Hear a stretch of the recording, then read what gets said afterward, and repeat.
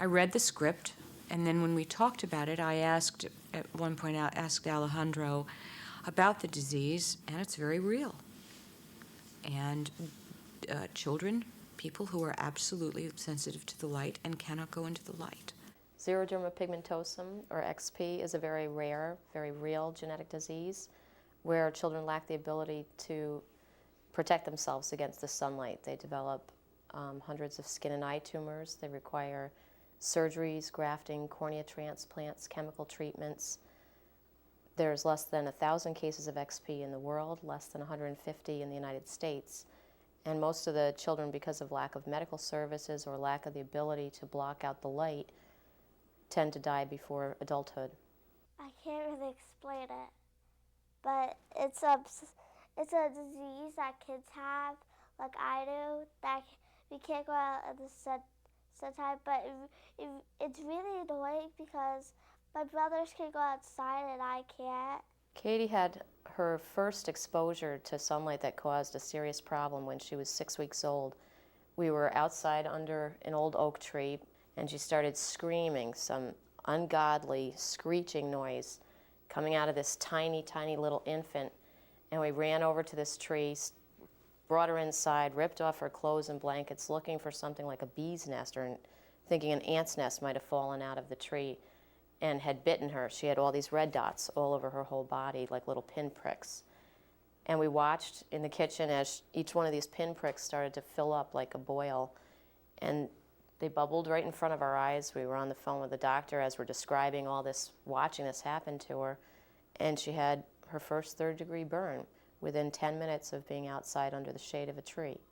The thought process when Katie got her first burn was just total disbelief, because it was just too bizarre. Katie had 8 third-degree burns all over her body within the first year and a half of her life. And when she was diagnosed with XP, she was 2.5 years old at that point in time. When the diagnosis came back as XP, Karen had called me at work. She said, I just got off the phone, Katie has XP. And I said, well, what's that? The doctors were never able to find a cure. For what? Their condition. The children have a very serious allergy to light. They are photosensitive and they must never be exposed to any light much stronger than this. Next thing you know, there's Karen putting up hefty bags on all the windows. It was an interesting period of time. So we took out all the lights that were anything questionable. We turned to the lowest wattage that we could live with and still be able to walk around the house safely. We got into this system of locking all the doors anytime we got into the house so that nobody would accidentally walk in and letting light in. All the windows were always locked and closed, so there was never fresh air. We just closed everything and we became very much an island unto ourselves. Have you all noticed what I'm doing? In this house, no door must be opened without the previous one being closed first. It is vital that you remember this. It is not as easy as it may seem. In 1968, Dr. James Cleaver from the University of California in San Francisco first determined that with XP patients, what happens is a breakdown in the DNA repair, where we might get sunburned and we can fix that damage. It kind of falls off after a week or so. It hurts, but it goes away and you're okay.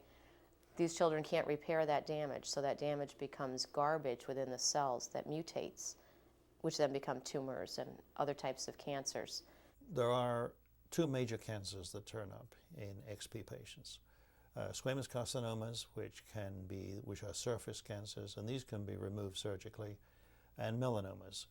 Melanomas, if they metastasize, can be life-threatening, as they can be in anybody. XP itself has been used as a window to study many other diseases.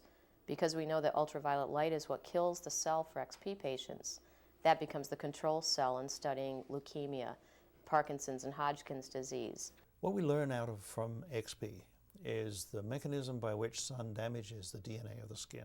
Now, this is typical of many other forms of cancer that are induced by external environmental causes, either in diet or radiation or chemicals or tobacco smoke. So it's an ideal model for understanding how cancer is caused. And by implication, if we can make a major inroad in treating and curing XP, we may do that for cancers in general. XP is a genetic defect where both parents have to carry a recessive gene. The odds of us having a child with XP are 1 in 4. Each one of our kids could have had it. None of them could have had it. Katie happened to be that 1 in 4 that happened to be it. Xeroderma pigmentosum, to our best estimates, occurs at a frequency about 1 to 4 or 5 in a million of the population.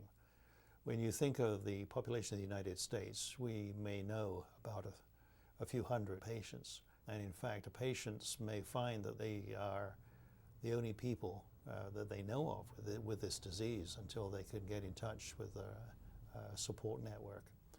So it's a very difficult feeling of isolation. It's very depressing if you are all alone in a situation. The fact that you're stuck inside of a building and you don't have the ability to get out where other people are is isolating itself. In some countries it can be even worse than we have in the United States, when the number of patients is so rare they may be the only person for hundreds of miles. We didn't want Katie to be alone. If she could just meet just one XP child, we would be happy. Just one.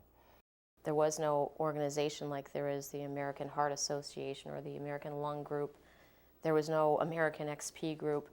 So there was no coping mechanism, no other families to contact. So we decided to form a group and have camps together where once a year families would gather and they could share those experiences and share any new information that came out about treatment or diagnosis, something that would help the kids. So Karen came up with the idea of seeing if some of the families would want to travel to upstate New York and spend a couple of days in a UV safe environment.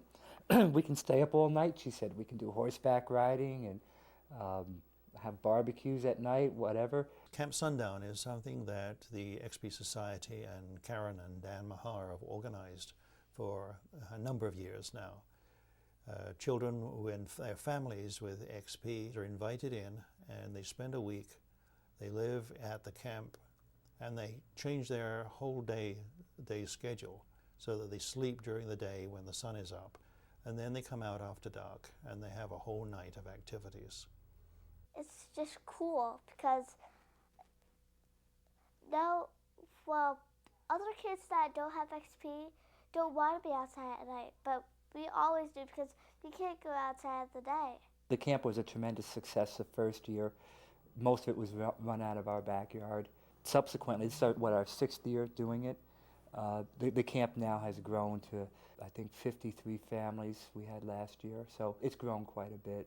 Having the internet enabled us to bring families from Nepal, from Greece, from Holland, from Morocco, Venezuela, Peru, which is how we're able to see, too, that XP is all over the world. It's a tremendous help, I believe, that they are able to mix with other people who have the same disorder and can share notes and information and concerns. It's so hard to explain the bond that you have when you see another child with XP. Well, that child is your child, too. It really put me in place as far as just understanding better our whole purposes here on the planet, what we're all here for. And everybody's role is different. Yeah, I just want to enjoy my life as I have it. And my dad said that if I don't go out in the sun anymore for my whole entire life, I would go till I was like 93 or something, or a little bit older than that.